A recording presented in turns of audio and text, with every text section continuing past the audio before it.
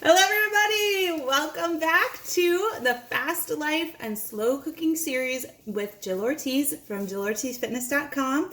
I am here today to make a chili lime Mexican shredded beef. So I'm really excited to share this with you, and the prep time is so fast. There's very few ingredients, but it's going to come out so tasty and your whole family is going to love it.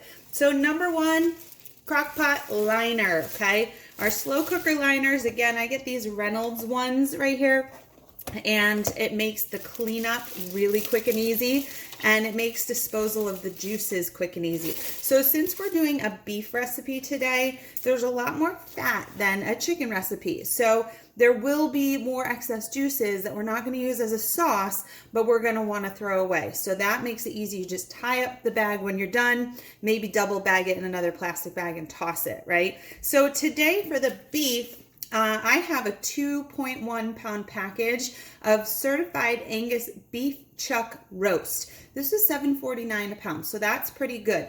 So really what you want is a beef chuck cut, and somewhere between 2 to 3 pounds, okay? And all we gotta do, like we always do with our crockpot recipes, is just take that big hunk of meat and throw it in the bottom of the pot.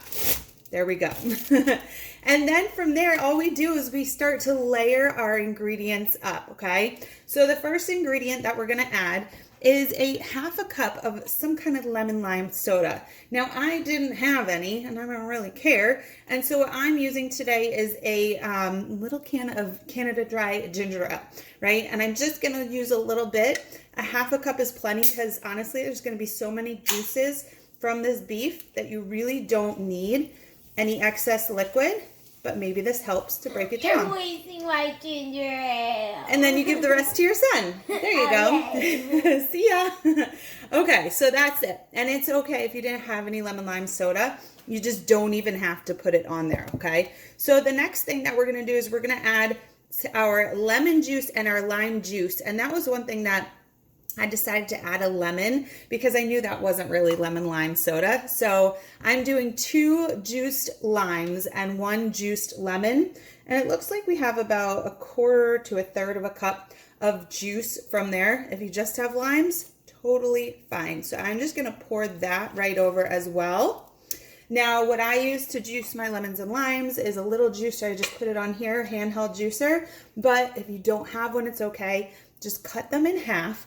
And just squeeze them. And to get more juices out, what I do is I put them in the microwave for like 10 seconds, maybe roll it on the counter. Really helps with breaking the juices down. Okay, that's in there. Next thing I'm gonna add is some chili powder, right? This is not cayenne pepper. This is chili powder, okay? Cayenne pepper is super hot. Chili powder is just more of a smoky flavor, okay? 1 teaspoon. For me, that means just shake it on. This is how I cook. All right, the next is 1 teaspoon of salt. So I only keep pink Himalayan sea salt in the house now. I love the properties of it. I do have a blog post that talks about all the great things that pink Himalayan sea salt does. It's like the most natural form of salt, and it's got great minerals in it. So 1 teaspoon of salt. And then the last ingredient is your garlic. Now, you can crush your garlic, which is recommended, but for me, like I said, I don't like to wash extra things, so I don't like washing that little garlic crusher, so I just minced my garlic. So if you go once through with a knife, that's slicing it. If you go again and you chop it, that's the second time. If you go a third time, you make it really tiny, that's mincing your garlic. So I am gonna throw my minced garlic right on top, and that's it. We're just gonna start it. It's gonna cook for about 8 hours, and that's on low. And if you want it to cook in a quicker amount of time, you can just put it on high. I'm gonna put mine on low and let it go. Mine tends to cook a little quicker. You'll get to know your crockpot. Mine's crazy. And by the way, so you know, great way to chop your garlic. Hold the point of your knife on your cutting board, put your garlic underneath, and just go up and down with the handle, okay? So that's how you're gonna go back and forth until it's nice and tiny, all right? And so that's it for prep. We're just gonna put the lid on and start this thing up. Literally just plug it in and get it going. It already smells so good. And that's the cool thing is when the family gets home, they're like, oh my God, what are you making? It's so good, right? What you can also do is if you kind of don't have enough time, like if I start now, it's gonna be really late. I could put it on high for a few hours. And then when we head to soccer practice tonight, I'll turn it back down to low, okay? So that when I get home from bowling league, it should be done. So the next thing is how are we gonna serve this, right? Mexican, lime, shredded chili beef. So that all mixed up.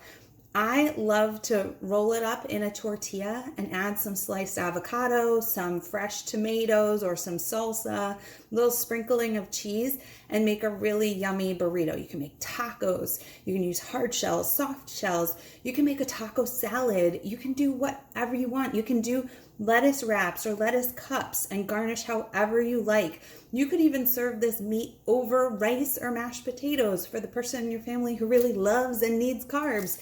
And you can have, your kids can just pick on it with their hands, with their fork. Everybody is gonna like it in some way, and it'll be great with leftovers too. You could even saute up some peppers and onions and serve it like that. Make it like a fun family fajita night. So you enjoy, you let me know what you do to make everybody love it, and I can't wait to hear how it goes. Enjoy!